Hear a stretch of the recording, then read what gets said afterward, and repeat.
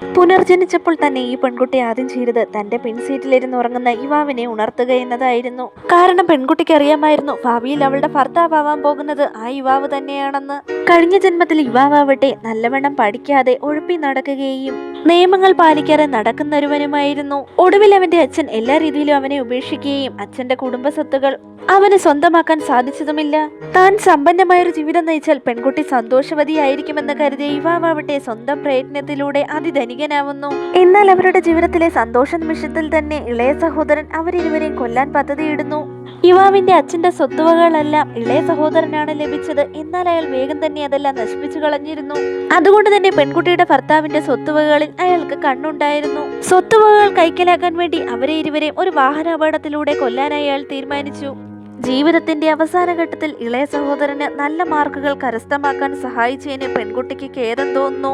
എല്ലാം തന്റെ തെറ്റാണെന്ന് പറഞ്ഞ് പെൺകുട്ടി ഭർത്താവിനോട് ക്ഷമ ചോദിക്കുകയും ഒടുവിൽ ജീവൻ നഷ്ടപ്പെട്ട് അവനരികിലേക്ക് വീഴുകയും ചെയ്യുന്നു. പക്ഷെ കുറച്ചു നിമിഷങ്ങൾക്ക് ശേഷം പെൺകുട്ടി കണ്ണുകൾ തുറക്കുന്നു. എന്നാൽ അവൾക്ക് ചുറ്റും പരിചിതമായ മുഖങ്ങളും ക്ലാസ് മുറിയും കാണുന്നു. ഇത് പെൺകുട്ടിയെ വല്ലാതെ ഞെട്ടലിനാഴ്ത്തിയെങ്കിലും താൻ പുനർജനിച്ചു എന്ന് പെൺകുട്ടിക്ക് മനസ്സിലാവുന്നു. ഹൈസ്കൂൾ കാലഘട്ടത്തിലേക്ക് എത്തിപ്പെട്ട പെൺകുട്ടിയാവട്ടെ തന്റെ ഭർത്താവിനെ ഇപ്പോൾ പഠിക്കാൻ സഹായിക്കണമെന്നും അവൻ അവകാശപ്പെട്ട സ്വത്തുവകളെല്ലാം ഇളയ സഹോദരൻ കൈക്കലാക്കാൻ അനുവദിക്കരുതെന്നും മനസ്സിലുറപ്പിക്കുന്നു. എന്നാൽ ഇതേ സമയം അവളുടെ ഭർത്താവട്ടെ പഠനത്തെ വെറുക്കുന്ന നിയമങ്ങൾ പാലിക്കാത്ത വിദ്യാർത്ഥിയായിരുന്നു. അവനുമായി ശരിയായ സംഭാഷണം നടത്തുന്ന പോലും വളരെ ബുദ്ധിമുട്ടുള്ള കാര്യമായിരുന്നു. ഹൈസ്കൂൾ കാലഘട്ടത്തിലെ പെൺകുട്ടിക്കാവട്ടെ അവന്റെ ഇളയ സഹോദരനെ ഇഷ്ടവുമായിരുന്നു. അതുമൂലമാണ് യുവാവൻ അവളോട് ഇത്രയും വെറുപ്പ്. യുവാവ് ഡെസ്കിൽ കിടന്നുറങ്ങുന്നത് കണ്ടപ്പോൾ മുൻജന്മത്തിൽ അവൻ ഓവർ ടൈം വർക്ക് ചെയ്തതും ഹൈസ്കൂളിൽ പഠിക്കാത്തതിനെ കുറിച്ച് കുറ്റബോധമുണ്ടെന്ന് പറയുന്നതും പെൺകുട്ടി ഓർക്കുന്നു. അതുമൂലം തന്നെ പെൺകുട്ടി അവനോട് എഴുന്നേറ്റിരുന്ന് പഠിക്കാനായി ആവശ്യപ്പെടുന്നുണ്ട്. എന്നാൽ യുവാവ് അത് അവഗണിച്ച് വീണ്ടും കിടക്കുന്നു.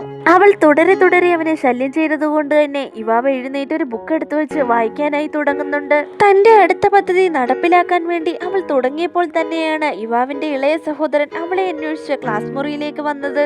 ഉടനടി തന്നെ പെൺകുട്ടി അവനുമായുള്ള എല്ലാ ബന്ധവും ഉപേക്ഷിക്കുകയും അവനെ ഇനി പഠിക്കാൻ സഹായിക്കില്ലെന്നും മാത്സ് കോമ്പറ്റീഷനിൽ അവനോടൊപ്പം പങ്കെടുക്കില്ല എന്നും ഉറപ്പോടെ പറയുന്നു.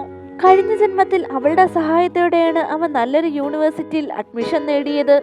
പക്ഷേ അവന്റെ ആവശ്യം കഴിഞ്ഞപ്പോൾ പെൺകുട്ടിയെ അവൻ ബ്രേക്കപ്പ് ചെയ്യുകയും കുടുംബ സ്വത്തുക്കൾ കിട്ടിയപ്പോൾ ഒരു ദയം കൂടാതെ തന്നെ വീടിന് പുറത്തേക്ക് പിടിച്ചു തള്ളുകയായിരുന്നു.